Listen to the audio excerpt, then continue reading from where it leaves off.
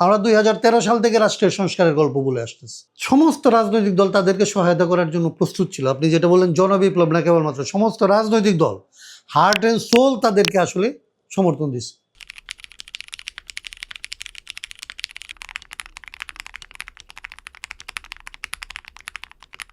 আমরা তো বললাম যে আমাদের কাছে মনে হয় দুইটা জিনিস, আমি সবসময় বলি যে ওনাদের কোনো ধরনের তো আগে থেকে স্বাভাবিকভাবে ওনাদের কোনো হোমওয়ার্ক ছিল না।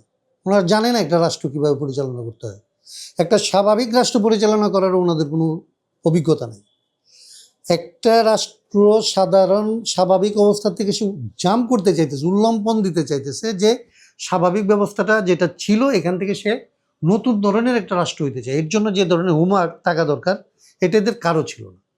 হোমওয়ার্ক না থাকতে পারে তাইলে যারা আন্দোলনটা করছে, যারাই আন্দোলনটা করার জন্য গত 15 বছর ধরে ধরেন তিল তিল করে, আমরা ধরেন 12 বছর ধরে কাজ করতেছিলাম, 13 বছর, আমরা 2013 সাল থেকে রাষ্ট্রের সংস্কারের গল্প বলে আসতেছি। সমস্ত রাজনৈতিক দল তাদেরকে সহায়তা করার জন্য প্রস্তুত ছিল। আপনি যেটা বললেন জনবিপ্লব না, কেবলমাত্র সমস্ত রাজনৈতিক দল হার্ট অ্যান্ড সোল তাদেরকে আসলে সমর্থন দিচ্ছে। রাজনৈতিক দলগুলো এইভাবে সমর্থন দিতে পারে না, আমরা এটা দেখছি, আমি তো এটার সাথে ছিলাম। তারা আসলে মনে প্রাণে একটা পরিবর্তন চাইছে।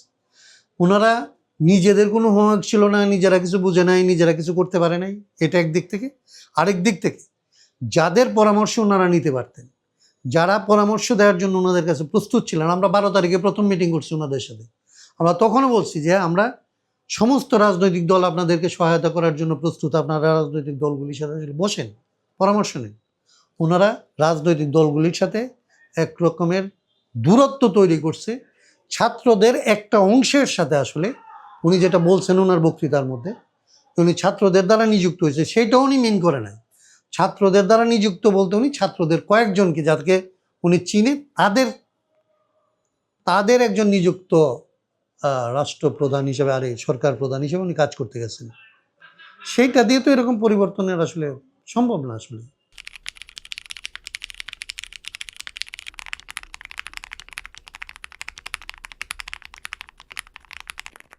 প্রথমত তো হচ্ছে আপনি যখন একটা দুর্নীতির বিরুদ্ধে আপনি একটা ধরেন, আমরা যারা ওকালতি করি আমাদের জাজমেন্ট সম্পর্কে একটা ম্যাক্সিম আছে, মানে এক ধরনের একটা প্রবাদের মতো। সেখানে বলে যে আসলে ন্যায় বিচার কেবলমাত্র আপনি রায়ের মধ্যে লিখে দিলে হয় না। ন্যায় বিচার যে আপনি করছেন এটার আসলে প্রদর্শন করা লাগে, যাতে মানুষ বুঝতে পারে যে আপনি ন্যায় বিচার করছেন, এবং মানুষ যাতে বুঝতে পারে যে অপরাধ যে করছে তার আসলে শাস্তি হয়েছে, কিংবা যে আসলে করে নাই সে আসলে মুক্তি পাইছে। তো সেটা করার ব্যাপার না, প্রদর্শন করার ব্যাপার।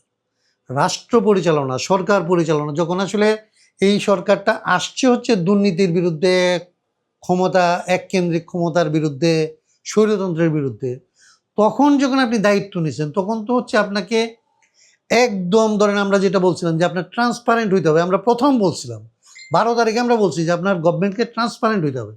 ট্রান্সপারেন্ট হওয়া মানে তো ওনাকে আয়নার মতো হইতে হবে, স্বচ্ছ কাচের মতো হইতে হবে, এবং মানুষ দেখতে পাবে যে কোথায় কোথায় কী হচ্ছে, এবং সেখানে তাকে দেখতে পাইতে হবে যে আসলে তার মধ্যে কোনো ধরনের লোভ, লালসা, স্বজনপ্রীতি, অঞ্চলপ্রীতি, দলপ্রীতি এগুলি কিছু নাই।